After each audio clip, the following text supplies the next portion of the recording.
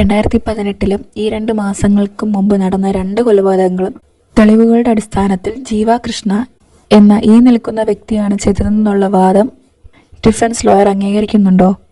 Your honour, ഈ വാദം പൂർണ്ണമായി ഞാൻ തള്ളിക്കളയുന്നു. പ്രതിയെന്ന് ആരോപിക്കുന്ന എൻ്റെ കക്ഷിക്കെതിരെയുള്ള തെളിവുകൾ വ്യക്തമാക്കാൻ ഞാൻ പ്രോസിക്യൂഷനോട് ആവശ്യപ്പെടുന്നു. പ്രോസിക്യൂഷൻ. Yes your honour. ജീവകൃഷ്ണയുടെ വീടിന്റെ ബേസ്മെന്റിൽ നിന്നും കണ്ടെത്തിയ ആൽക്കഹോളിന്റെ ടെസ്റ്റ് സാമ്പിൾസ്, താലിയം എന്ന പോയിസണിംഗ് സബ്സ്റ്റൻസ്, CCTV ദൃശ്യങ്ങൾ എന്നിവയാണ് നിലവിൽ കണ്ടെത്തിയ തെളിവുകൾ.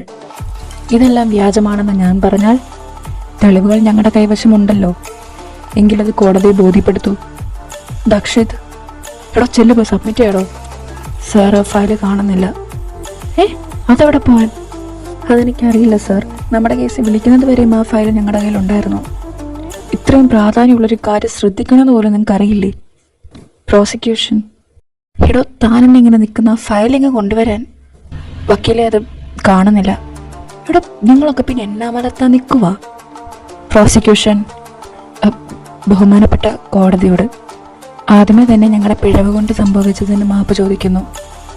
തെളിവുകൾ കാണാതായതിനാൽ ഈ വാദം നീട്ടിവെക്കണമെന്ന് ബഹുമാനപ്പെട്ട കോടതിയോട് ഞാൻ അപേക്ഷിക്കുന്നു.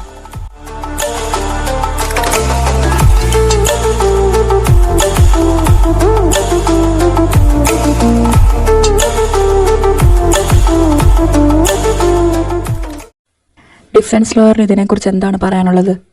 യുവർ ഓണർ, ഇത് തന്നെയാണ് എൻ്റെ കക്ഷി കുറ്റവാളിയല്ല, മറിച്ച് കുറ്റം ആരോപിക്കപ്പെട്ട വ്യക്തിയാണെന്നുള്ളതിനുള്ള തെളിവ്.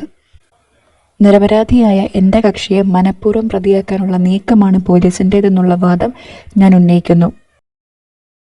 ആയതിനാൽ കോടതിയുടെ ഉടമ്പടി അനുസരിച്ച് ഒരപരാധിയും രക്ഷപ്പെടരുതെന്നുള്ളതിനാലും ഈ കേസിന്റെ യഥാർത്ഥ പ്രതിയെ കണ്ടെത്തുന്നതിനായും നിലവിലുള്ള ടീമിന്റെ ഭാഗത്തു നിന്നുണ്ടായ വീഴ്ചയും കണക്കിലെടുത്ത് ഈ കേസ് മറ്റേതെങ്കിലും നല്ല ടീമിന് കൈമാറണമെന്നും ഒരു നിരപരാധി പോലും ശിക്ഷിക്കപ്പെടരുതെന്നുള്ളതിനാൽ കുറ്റാരോപിതനായ എൻ്റെ കക്ഷിക്കെതിരെയുള്ള തെളിവുകൾ കാണാതായതിനാലും ജീവകൃഷ്ണ എന്ന ഈ വ്യക്തി കുറ്റവാളിയാണെന്ന് പ്രോസിക്യൂഷന് തെളിയിക്കാൻ പറ്റാത്തതിനാലും നിരപരാധിയായ എൻ്റെ കക്ഷിയെ ഈ കേസിൽ നിന്നും കുറ്റവിമുക്തനാക്കണമെന്ന് ബഹുമാനപ്പെട്ട കോടതിയോട് താഴ്മയായി അപേക്ഷിക്കുന്നു.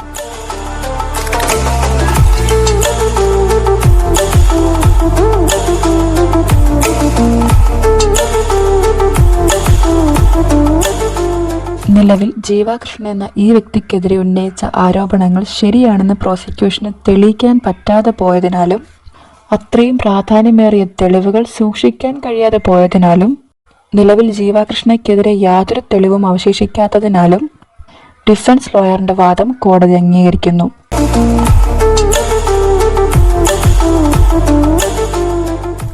ആയതിനാൽ ജീവകൃഷ്ണയെ കുറ്റവിമുക്തനാക്കി വിട്ടയക്കുന്നു.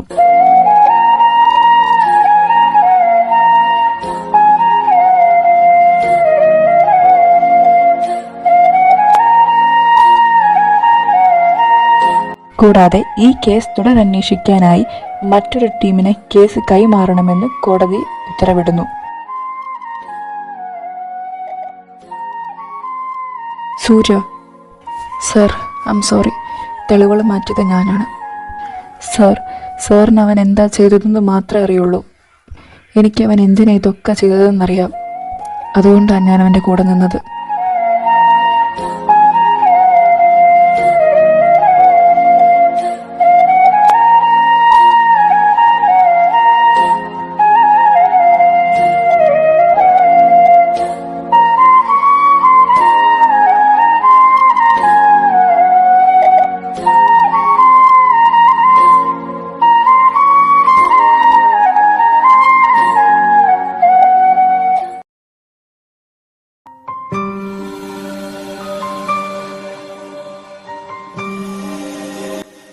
ആദിയേട്ടാ,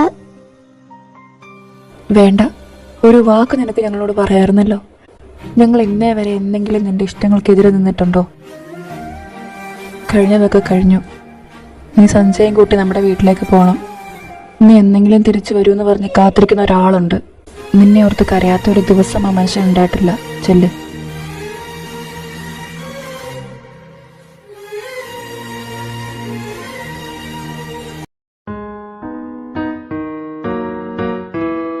ഡേടാ, നീ ഇതെങ്ങോട്ടാ? ഞാൻ വന്നേക്കാം, നീ വീട്ടിലേക്ക് പോക്കോ.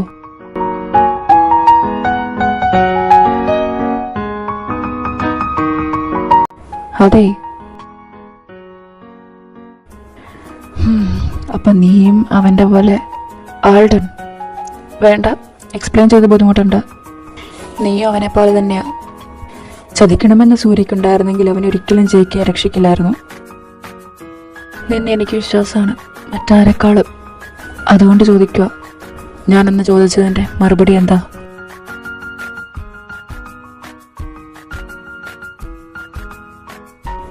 ഈ മൗനം ഞാൻ സമ്മതമായി എടുക്കട്ടെ?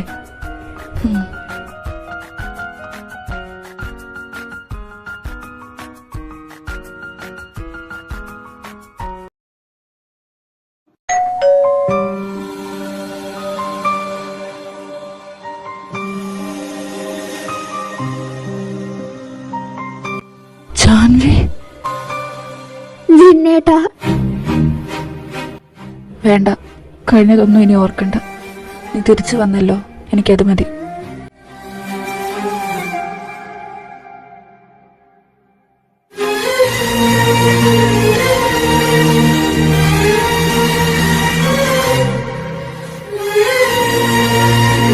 ജീവ, മാറി നിൽക്ക്.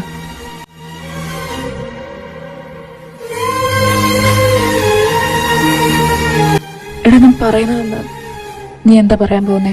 നീ ഒരു പോലീസ് ഓഫീസർ ആയിരുന്നെന്നോ? എന്നെ അഴിയെണ്ണിക്കാൻ വന്ന സ്പൈ ആയിരുന്നെന്നോ? എന്നിട്ടെന്തേ നീ ആ കോടതിയുടെ വിധിക്ക് എന്നെ വിട്ടുകൊടുത്തില്ല? ആ തെളിവുകളൊക്കെ മാറ്റിയത് നീയാണെന്ന് എനിക്ക് മനസ്സിലായി. എന്തിനാ നീ അങ്ങനെ ചെയ്തത്? നീ ജയിലിൽ പോയി കിടന്ന എനിക്ക് പിന്നെ ആരുണ്ട്? എങ്ങനെ? എനിക്ക് നിന്റെ കൂടെ ജീവിച്ചാൽ മതി ജീവ. സൂര്യ, I love you. I love you more. Even more than you think.